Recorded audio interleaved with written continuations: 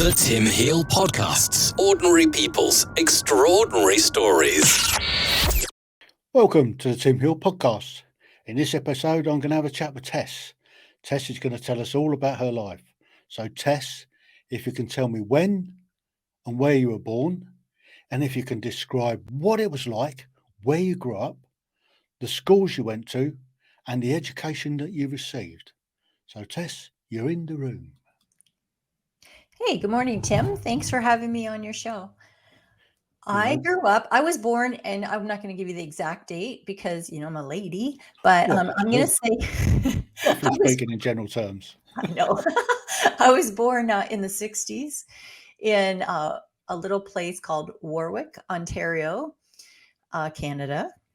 So I was born, I was raised on a farm. My dad's a farmer, and he also drove truck. So he had a few cows and chickens, geese that chased us around, just a small farm, some soybeans and corn, that kind of thing. And I went to a school, Warwick Central School. So a little country school, not a one-room schoolhouse, not quite that old, but probably about 200 kids, I'd say, at that school.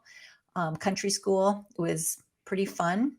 I never Was that liked across the age range? Yeah, that was it started in kindergarten at that time, so 5 years old.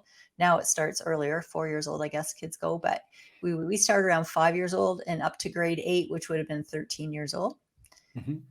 In that school. Probably there was one class one class of grade 4s, one class of grade 5s. It wasn't a very big school. We went on the school bus, picked us up right at the end of our driveway and our laneway, and took us to school.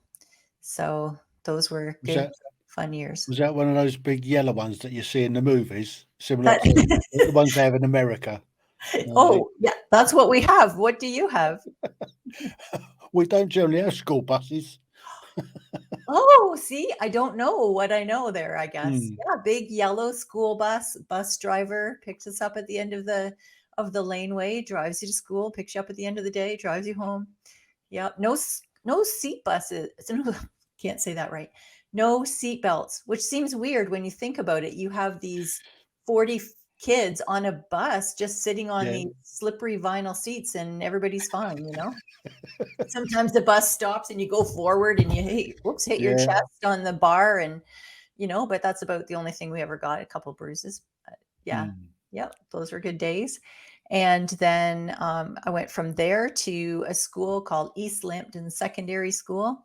So that school was small, probably only 300, 400 kids in that school. Small by today's standards. The high schools in our area are much thousands of kids, but that school was nice and small. I loved it. I went from grade 9 to 12 in that high school in our area. I also went on a big yellow school bus to that school. So, yeah. So was it like a normal sort of a school bus where the kids are going all screaming and shouting and tearing up and down the aisle and beating up other kids, or were they all well behaved, and did you have an escort that kept you in line? Yeah, I think when I was in the really elementary young ages, there was a school bus monitor. So a kid that was, 12, and he was in charge. So we wore this sash and made sure that everyone was sitting down. It was a lot of responsibility for that kid. But I don't remember that in the later years. And in high school, I think, by the time you get to high school in the morning, the kids are so tired. They're not saying anything on the bus, and good luck. And so it wasn't the bus with the screaming and yelling and kids running up and down. And we did have a bus driver that would pull over and wait for everybody to be quiet before she moved any further. So we were pretty well under control, I think. I remember on the bus, we used to do things. Sometimes we flipped hockey cards. Have you ever heard of that? No. So hockey cards are sort of like baseball cards. You know what a baseball card? Yeah. Yeah. So, but they were hockey cards because I live in Canada. So, hockey is the big thing. And so you would collect them. They came in little packages of maybe 5 and some gum that was only good for 35 seconds. And then you had your hockey cards, and you would sometimes trade with other kids with their hockey cards, got them, need them, like all this thing. Yeah. And so you could do that. And also we would do something called flipping cards. I just remembered this. I forgot about this. And so the seat, you'd be at the edge of the seat on the aisle, and maybe you would set up a card on its against the wall, against the outside of the bus, and then you would each throw a card and try to knock it down. And Ah, if you missed, the next person went, the next person, and then whoever was successful in knocking down the card would get to keep all the cards on the seat. It's like a little ah, contest. Yeah. And other ones like how far, or I don't know. There was all different contests that we made up to play with these cards and try to win the other person's cards and make your stack bigger. Yeah. That was my hockey experience, because I never actually played the sport, but I just flipped the cards, try to yeah. win. Did you go watch the game at all? Did the school have a team? Our school didn't have a team. It was too small, but a lot of kids in our area played hockey. My brothers played when they were really young for a couple of years. That was it. But my kids also have played. So it's a big thing. A lot of people go and watch. Mm-hmm. Yeah. I'm more of a basketball fan myself. Like, I don't like being cold. So I want to watch basketball and football in the summer. Those are the things that every decision Yeah. in my life is around me being warm. Mm-hmm. So they have football in the summer in Canada then, Yeah. as Yeah. opposed to sort of it's normally a winter sport. Yeah. Well, it's fall. I guess it's Yeah. fall, but my son played in high school and they played in the summertime. Yeah. Yeah. Slightly different for kids, I guess. Mm-hmm. So what sports did you play at school? Did you play any sports? Did you do PE, physical Well, education, or yeah, we had gym classes. So yeah. in gym class, we did all the sports. I mean, not hockey, because you'd need an arena, but yeah, we did baseball, soccer, rugby. What else? We did like lots of different sports Yeah. Because in I guess running. Canada is a rugby nation as well. Yeah. Yeah, and lacrosse, right? Lacrosse is our Oh, actual it's a dangerous national game, that is. sport. Yes, it is. I haven't played it. I think we did it in phys ed. I was on the badminton team. I wasn't good at it, but there wasn't very many kids in my school, so it was easy to make the team, you see. Yeah. But I did like badminton. That was fun. Yeah. Sports are so good for kids. Yeah. I think that what they're doing over here, or they did, I'm not sure what it's like at the moment, but they had kids who weren't allowed to compete Oh, because everybody had to be a winner. I mean, it's yeah. that's the part of the woke brigade came in. I don't know quite what it's like now. I'll have to have a Yeah. word with the grandkids and find out whether Yeah. they're allowed to compete against other kids and win, or whether it's just about I know. being all inclusive and taking part. Yeah, I don't like that either. That's what it's like here. And so my Mm, grandkids played soccer, but everybody wins. Everybody gets a trophy, right? Like, yeah, it's kind of, I don't know. Like, I don't really agree with that. I think it's good. I think it's doesn't get them good ready for for life. them. Yeah, it doesn't get them. You're right. And then they grow up and they find out they're not always the winner. It's somebody has to not be the winner, and that's okay. You have to learn to deal with that, right? But they've never dealt Yeah, with that. They like yeah. sometimes Never you're been a not, loser. right? You're not the best at everything. That's okay. God made us all different. You're the best at Yeah, something, but not everything. absolutely. And you Yeah, have to learn that. And I think that has a lot to do with mental health of our kids as they grow up. They've never been told like you can't do something. Oh, you can mm, do anything if you try. You know what? No, you can't. Like, I can't be a ballerina. I'm awkward and clumsy. That's okay though, right? My parents told me that. There's something that you can do. You're going to be great at something. Let's find what that is. yeah. That's the Mhm. way forward. Yeah. And let them all have a bash. So going up into high school then. Yeah. So you obviously got to the age of 13 and then moved up to the high school. Right. So high school would be 14. Graduated when I was grade 12, so 18, just turned 18. Mhm. I did not go to college. I didn't decide. I instead had a baby. So I got pregnant, got married, because in the What 80s, happened there then? I know, like the school of life. So when you got pregnant in the 80s, you got married. I'm like, Yeah. that's the way it was. And it didn't turn out that great for me. I mean, it turned out that I have this great son who is 35 years old, and I don't know how that is, because I feel like I'm only 20 years old and my son's 35, but he says that's not true. So that's what I did. Instead of going to college, I never made it to college. I've Mm. taken some courses over the years, um, so lifelong learning and all that, but I never actually formally went to college or university or anything. Yeah. So did you actually graduate before you had the baby, or did you Yeah, I did. Yeah. graduated, had the baby? Yeah. It No, weren't no, like that. I was 19. I was 19 actually. Mm. So I graduated the year before, and I worked for a year. I've had lots of jobs throughout my life. It's a long time. So lots of different things that I've done, and yeah, yeah. It's a Okay, story. let's explore some work life then. What was Okay. the first job you got when you graduated from high school? Oh, well, all through high school, I worked at a grocery store in our little town. I remember getting groceries for my mom, and I was probably 14 years old. And the owner of the store, George, he came up to me and he said, "Hey, do you want a job?" And I thought, "Do I want a job? Okay, okay." So he said, "Okay, I want you to work for me. You're going to come start on Monday and work after school every day and work all Friday night till 9 and all day Saturday." And they weren't open Sunday. So, okay. So I did that all through high school, for like, it was just normal. And I'm thankful. It Yeah, gave me a good work ethic. I learned a lot, and I went from there. I worked at a nursing home in the kitchen, and that was good too, like way less hours but more money per hour kind of thing. And yeah. learn different things. You learn different things at every job, not just from the job, but also from the people that you work with. Yeah. So the kind of things that I did when I was younger. I worked at a dry cleaners. I worked, I had a French fry trailer once, and sold French fries and, what do you call them? Like pogo sticks, like hot dogs on a stick, you know, All co- right. Corn dogs. corn dogs. Yep. Yep. Yeah, that's the sort of And thing. homemade fries and beef on a bun and that kind of thing. Did that for a little while.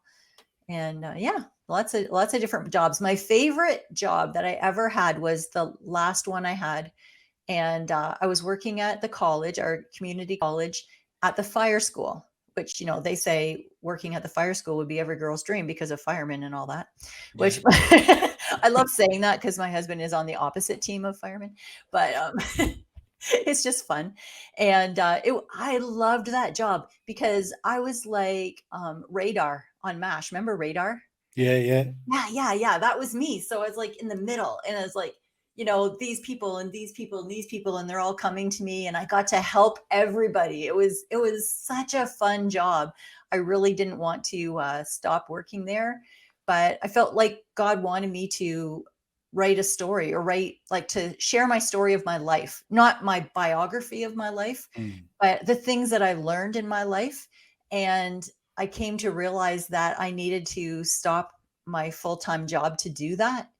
Um, and that was really difficult because I loved that job so much. The people I worked with were just amazing. It was a So great. how long was you at that job then? I was at that job for um 6 years, I think. Something Mm. like that. Yeah. Yeah. I started out like part-time, and then it became a full-time job, and yeah, it was a great job. So what was your job title then? Uh my job title was administrative assistant at the fire school.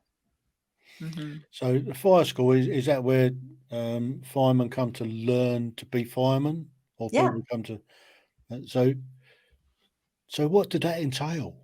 I Well, at mean, the you must at the did. yeah, at the fire school, there was 3 separate kind of parts of the school. So we had, where students, like, post-secondary students, young guys and girls, would come to learn to be firefighters so that they could apply to a fire department. So these are 20-year-olds coming to Mhm. learn all the things like, I don't know, ladders and, all the How fire things, pumps work. knots, ladders. That we had big buildings that they would set on fire that were made of cinder block, and they would go in and fight the fire, right, with actual fire gear on, masks, and the whole thing. And they would go in and learn how to fight the fire with the hoses. And then the second part So of the. how long was that course then? So somebody comes in, I guess they just left high school, Mhm. and they want to be a fireman. They they've grown up all their life. They've seen a big red fire truck tearing around. I want to be a fireman when I grow Yep. up. Yep. So you've got all those enthusiastic kids that have never let that want to be a fireman go. Yeah. So they've graduated high school, and rather than go to college, they decided that fire school is the way to go forward. So Yeah. so how long was it from joining that school to qualifying as a fully fledged fireman? Well, it's probably 2 years. The fire course is 1 year, but there's a kind of like a pre-fire course that they always recommend you take, and it is at college. I mean, it is a college course. So you're also having English, math, other courses as well that are in the main campus of the college. And then the fire school is kind of out in the county because they don't let us burn big buildings inside the city limits. So we have Where's that then? I know, funny. Canada, they're so restrictive over here. So the other part that we had there was industrial fire. Sarnia is a place, and it's called the Chemical Valley because we have all kinds of refineries here. So Shell, Imperial Oil, Nova Chemicals. It's a big industrial area. So part of the fire school was learning how to fight fires in industry. So we also taught courses to the guys and girls coming from, say, Shell. So Shell would send their workers and they would need to learn industrial fire. What are we going to do if there's some kind of an accident or a fire at Shell or at Imperial Oil? So we would teach them, if it's this kind of fire, then it needs this kind of extinguisher and that kind of thing. And so we taught that also to the students. And I think it's the only fire school in Canada that teaches industrial fire, like with actual props. So we had props there that looked like a loading dock, and it looked like an exact loading dock from the industry. And so they could, it was really hands-on. It's a really great program. Yeah. It was really fun place to be. Yeah. So are you part Italian? No, because I talk with my hands. No, I knew you were going to say that. I can't help it. It's just how it is. No, so I picked up on that. Yeah. Must be some Italian in there somewhere. I don't think so. No. Actually, I think my great grandparents came from England. So, but I know I don't have the accent. But yeah. My maiden name was Hollingsworth. So I think that's probably some kind of name. Hollingsworth. Yeah. I did a Hollingsworth a while ago, actually. I did a William Hollingsworth. And maybe they're related way back. I don't know. And his his grandparents came from England. So you may well be. I think he was Canadian. There you go. Yeah. So you could be related to him. Yeah, maybe. It's not an overly common name. Okay. So it's common in my area because my dad had a whole, I think 11 siblings. So it was a big farm family. So in this area, if I was in high school, when I was in high school, my last name was Hollingsworth, and I would say, this is my name. And the teacher would go, oh, because one of them, right? I have 35 first cousins, and there's lots of stories. Have you done the old ancestry malarkey? Have you tried to trace it all back? Yeah, I have. I have a family tree that goes right back to when they came from England. Yeah, it's very interesting. I love it. And because when you're from a small town, a lot of the people. The names all sound familiar, like, oh, yeah, I know that. Or my grandpa always talked about that kind of thing too. So I think there was a lot of interest. I'm not sure if that goes down to further generations. One of my sons, Curtis, is very interested in that. So I wonder if my grandchildren will be interested in that or not. Yeah. I mean, that's the reason we're doing this podcast, is that it's leaving a legacy for future generations, that they can look back and listen to this particular podcast and know what you did in this time frame, in this time. So that's the reason I'm doing it. So it's to leave that legacy, because that's how I got into it in the first place. I was doing ancestry, I Okay. found my great granddad who lived Oh, in Portsmouth, and he was a chief stoker in the Royal Navy. And I thought wow. it'd have been great to go and had a chat with him. Without a time machine, I can't do it. Yes. Um, so, so I thought, well, if I don't tell my story, it's going to be lost. Right. So that's what started me on this journey Yeah. to talking to people and getting them to leave their legacy for Yeah. future generations. Um, Yeah. I love that. And I think like that's why I wrote a book, because I don't want my story to end with me. You know, mm, I want my life to be able to encourage other people, and specifically women, because I've been through lots of things, a lot of them my own, my own decisions and consequences, but still I got through them.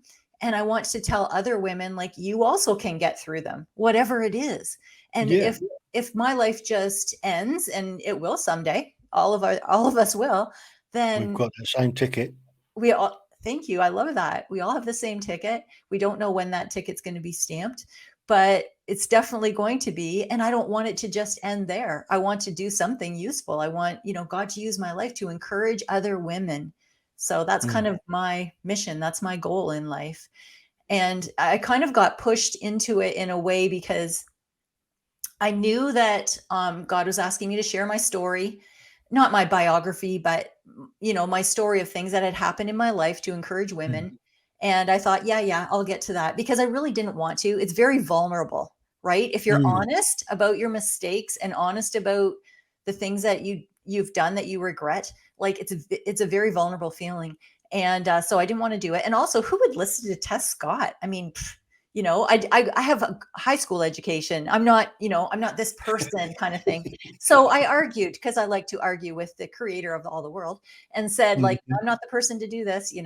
But eventually I realized I need to start writing. So I started writing. And so one day I was getting ready for work at the fire school, and I was putting on makeup or something, and I was looking in the mirror, and I thought my smile was kind of crooked.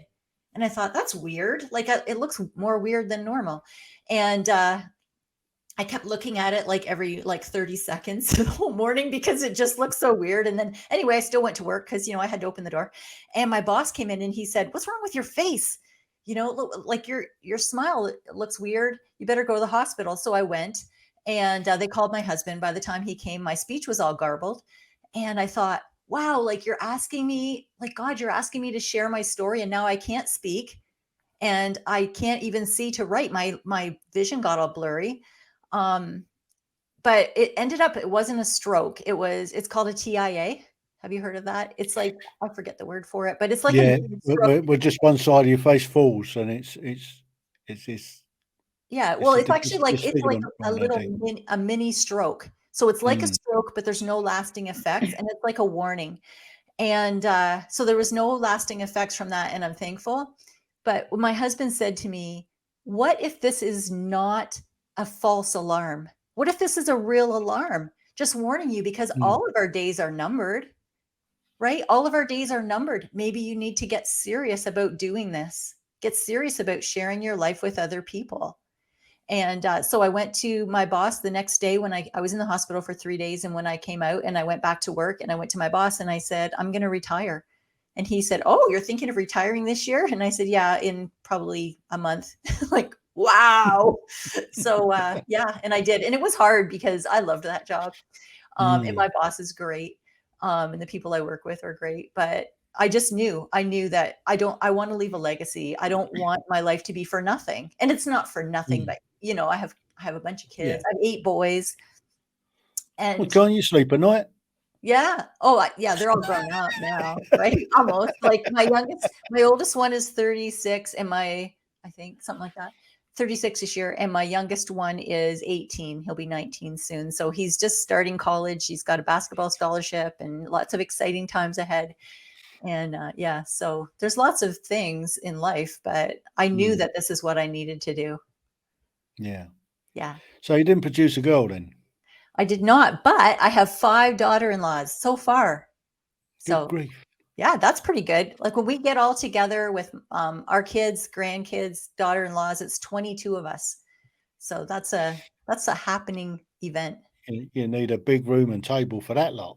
Yeah, yeah. At Christmas, my oldest son bought my parents' farm where I grew up. So my granddaughters sleep in my old bedroom, which is weird for them because they can't imagine that Grammy was ever young.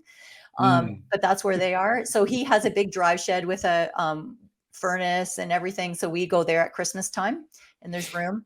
And in the summer, in the backyard at my house, my birthday's in the summer. So we have this. This is such a great idea. You're going to love this, Tim. We have a big minute to win it championship.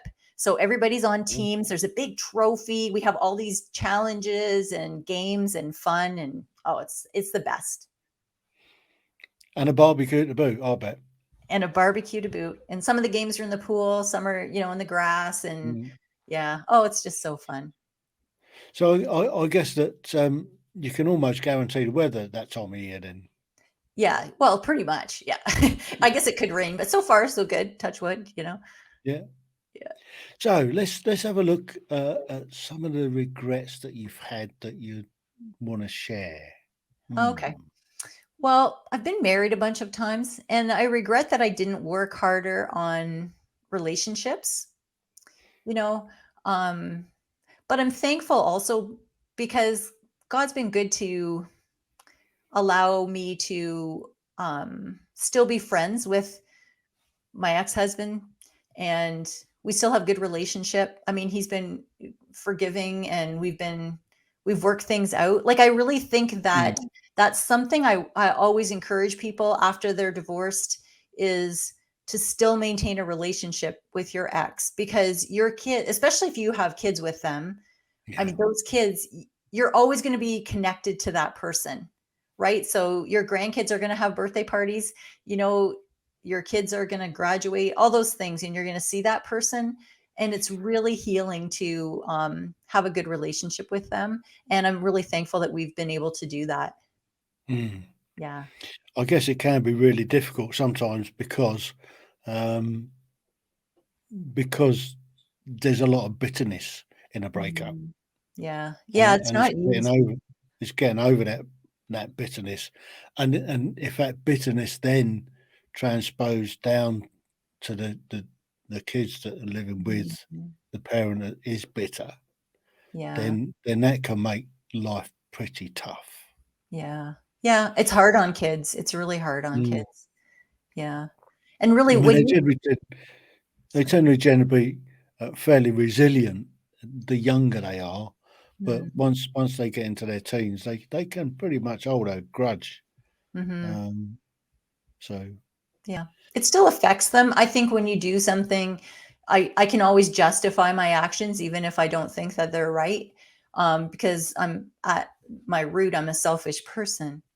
So I could say like, kids are resilient, but the fact is it still hurts them and it's still not the best future for them because, I mean, there's, I won't go into it, but there's all kinds of reasons and things, but I think it's so good for the kids when the parents can actually get along.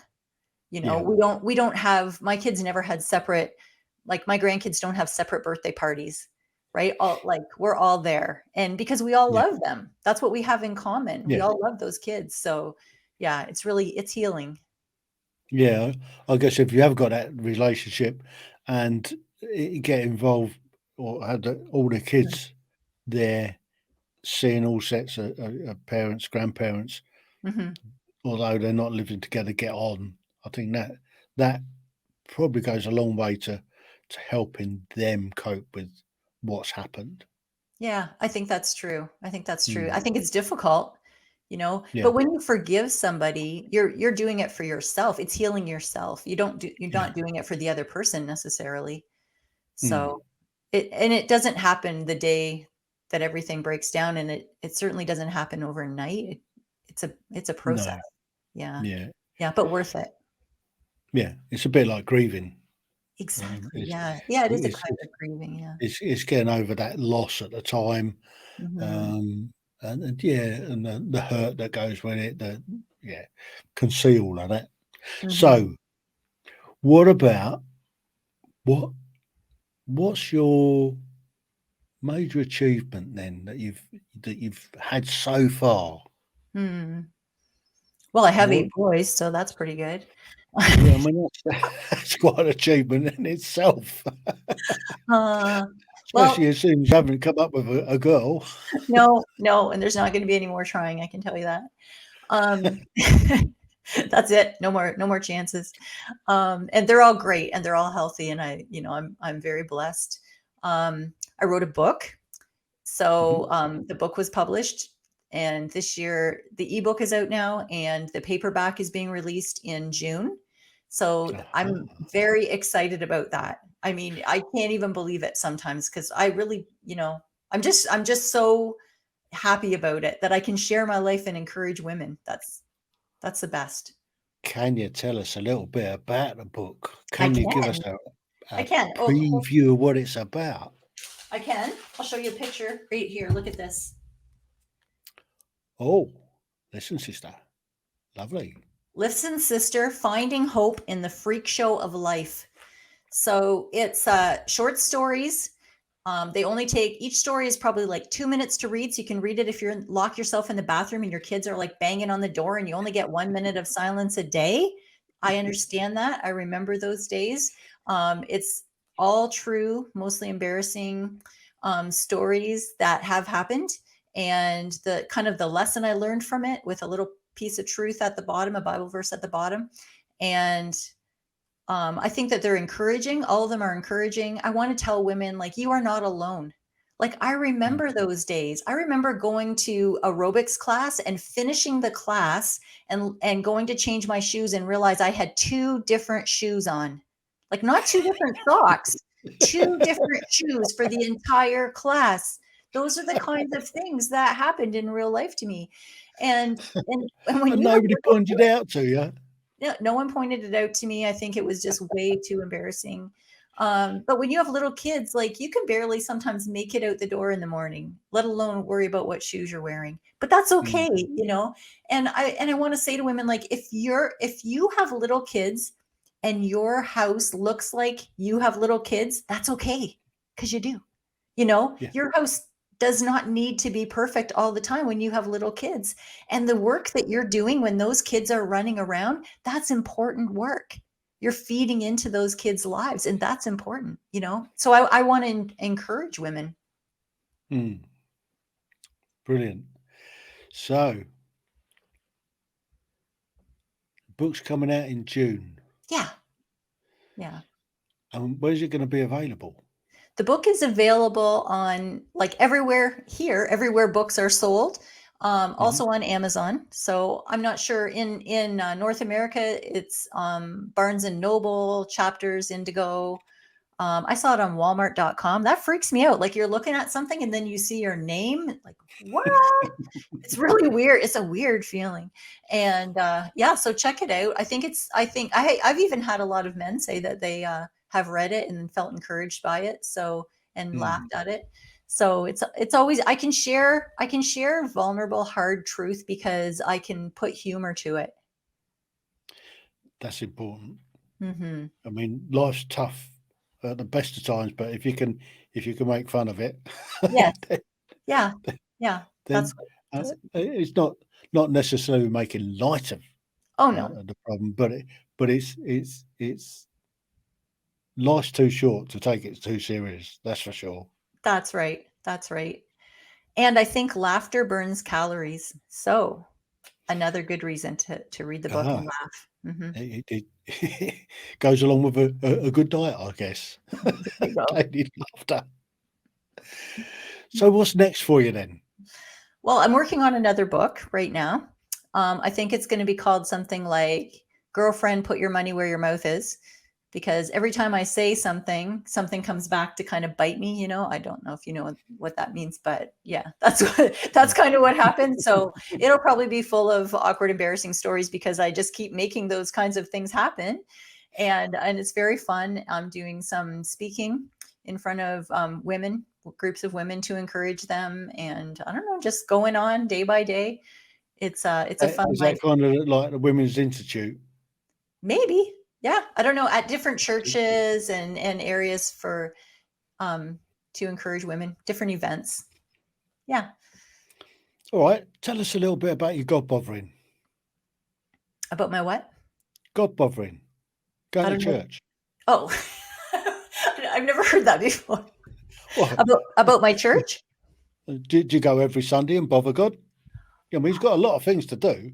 Oh, I see. See, I don't know if you know, but you have a little bit of an accent, so I couldn't pick up what you said.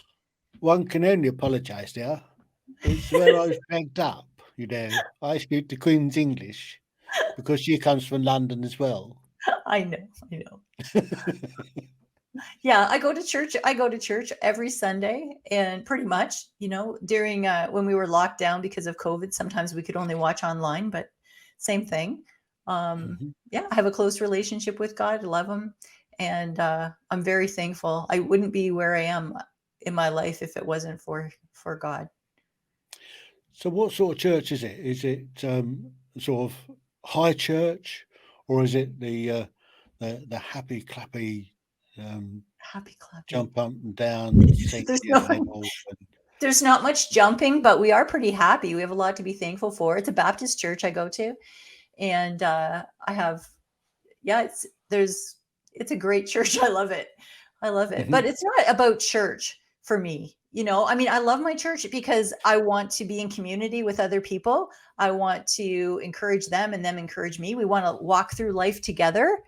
Mhm. And because I think that that's what we're supposed to do. I want to learn. I'm not going to learn more if I don't have someone teaching me. So I have a pastor and lots of people that are speaking truth. So I wanted to do that, but also in my everyday life. I mean, I talk to God all the time. He's like right here beside me. My Aunt Bet, who was my mentor, who just passed away this year at 97, used to call it arrow prayers. So she would Mm. just randomly just say, "Oh Lord, help me," or what are we going to do today? So this is what she taught me. She would wake up. She's 97, and I mean, she would wake up in the morning, and she said, I would open my eyes and say, "Well, Lord, is today the day I get to come and be with you?" And she says, and then the Lord would say, "Not today, old lady. I got stuff for you to do. Get up." So it's that kind of Fair enough. relationship. Yeah. So I'm a bit of a hatch 'em, match 'em, dispatch 'em type.